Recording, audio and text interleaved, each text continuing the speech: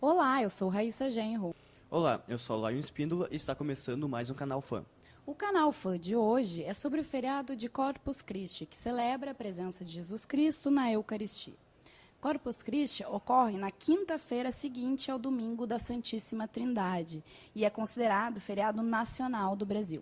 Para explicar esse evento católico, está aqui o professor Érico Rames, que é doutor em teologia pela Universidade Gregoriana. Olá, professor. Olá. Qual é o significado dessa data para os cristãos? Para os cristãos, a festa nasceu no século XIII, 1246, foi as primeiras tentativas de organizar, e a ideia era dar exatamente o destaque ao sacramento da Eucaristia, que se considera o sacramento central da Igreja Católica, especialmente. Mas é um sacramento, para os cristãos, de um modo geral, muito significativo, mesmo quando não é considerado sacramento.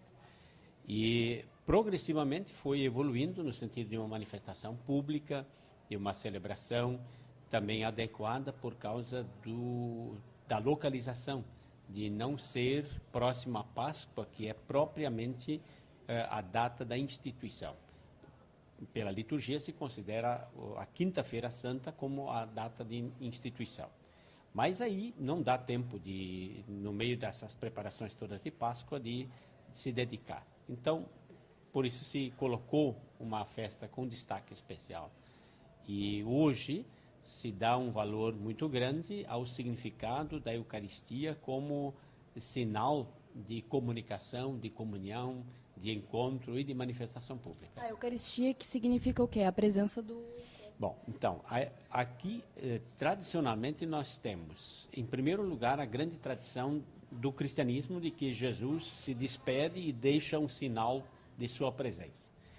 Esse sinal foi interpretado de forma diferente a partir do século XVI, especialmente com Lutero. Mas, em todos os casos, o significado central é sempre o da presença de Jesus Cristo.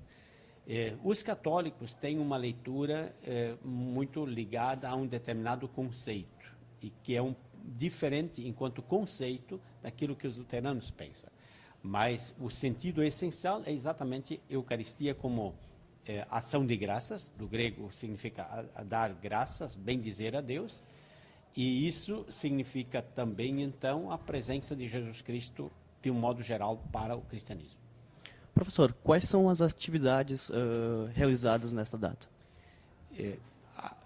Se faz uma celebração da Eucaristia, da missa, que normalmente é solenizada.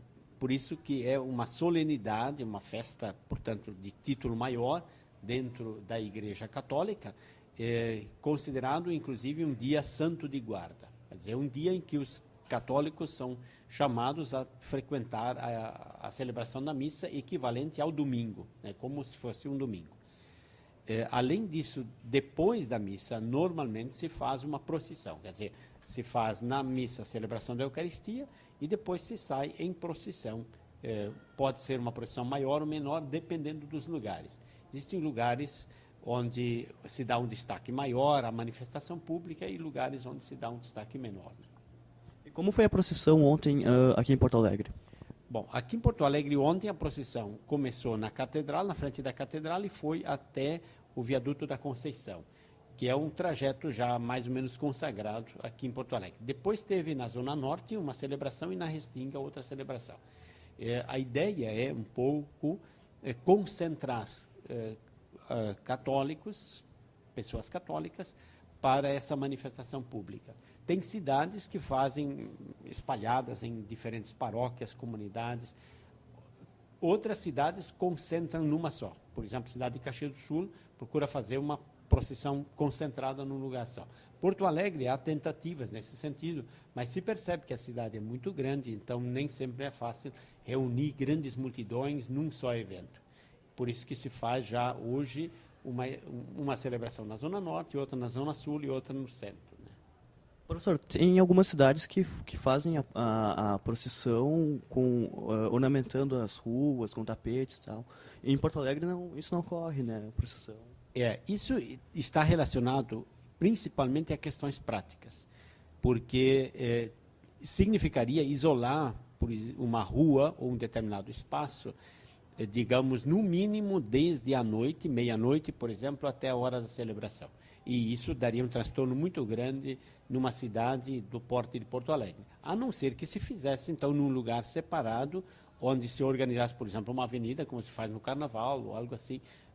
Mas do jeito como está hoje, saindo da catedral em direção à igreja sobre o viaduto, não seria prático, não dá para fechar aquela rua por tanto tempo, né? E, além disso, depende, claro, também das condições climáticas, se tem vento, se chove ou algo assim. E qual é o significado desses tapetes que, como você falou, aqui em Porto Alegre não acontece, mas no interior é muito comum, né? Uma atividade muito tradicional. O significado básico é esse. Como se faz uma grande procissão, originalmente se poderia dizer assim, como qualquer tapete. Quer dizer, no casamento tem um tapete na entrada da igreja, as pessoas vão caminhando sobre um tapete, em solenidades especiais se coloca um tapete. A diferença é que, como é ao ar livre na rua, aos poucos, em diferentes lugares do mundo, se começou a introduzir a possibilidade de fazer tapetes móveis, ou diria assim, tapetes desenhados, né? E então se usa flores, serragem ou outros meios, papel e assim por diante. São formas de fazer isso. Alguns lugares, então, vão também variando muitos motivos. E se podem encontrar motivos católicos ou motivos relacionados a lugares, ou então motivos bíblicos. Então, os motivos podem variar, são diversos, né? Mas a razão fundamental é colocar um tapete para aquele que para nós, a presença de Deus no meio de nós, que caminha conosco, e a esse é que se quer prestar homenagem. E também serve como envolvimento da devoção das pessoas, da população, manifestação delas, e pode inclusive servir, em alguns lugares, serve de fato como uma atração turística. Sim, isso é muito, muito comum. E outras religiões cristãs também celebram essa data? Não, é uma data que acabou se tornando uma data católica, especialmente a partir da reforma luterana, no século XVI em diante, se tornou uma data católica, isto é, para manifestar publicamente a fé na presença real de Cristo na forma de compreensão católica. E houve, no período posterior à reforma, houve muito conflito, inclusive. Os luteranos negavam esse caráter específico que os católicos dão à presença eucarística e, em consequência disso, desprezavam a celebração. E os católicos, então, para contrapor-se mais, insistiam ainda mais na manifestação pública. Então, na Alemanha, por exemplo, que é um país onde a reforma foi muito forte, aliás, o berço da reforma luterana, então a contraposição era muito maior.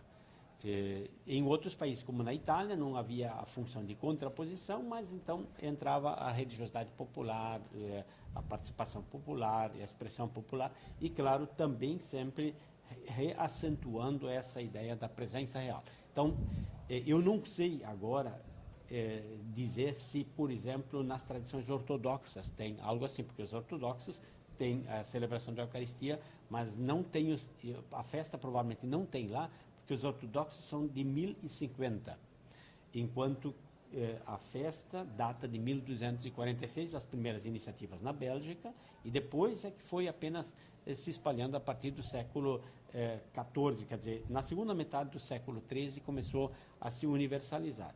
Então, nos países onde aconteceu a separação antes, que é no mundo ortodoxo, grego, russo e assim por diante, aí ela não faria sentido diretamente.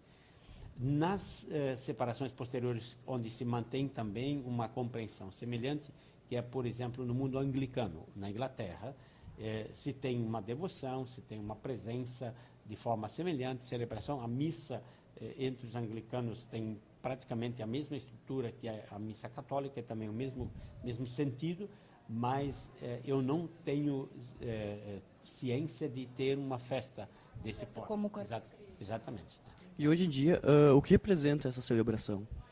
Então, hoje ela representa a manutenção da ideia importante da celebração da Eucaristia, o pão, né, quer dizer, o Filho de Deus que se faz alimento para nós e, portanto, se faz peregrino conosco.